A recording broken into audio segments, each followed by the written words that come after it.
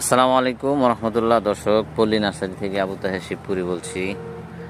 লটকনের season শেষ হওয়ায় এখন আমাদের গাছগুলোর একটু বাড়তি পরিচর্যার প্রয়োজন আছে। সেই জন্যই আমাদের যে গাছগুলো ড্রামে আছে সেই গাছগুলো আমরা মাটিটা দেখেন সুন্দর মতো আলাদা করা হয়েছে, অর্থাৎ শিকড়গুলোকে নাড়াচাড়া দেওয়া হয়েছে। এইভাবে কিছুদিন রাখবে, অর্থাৎ থাকবে।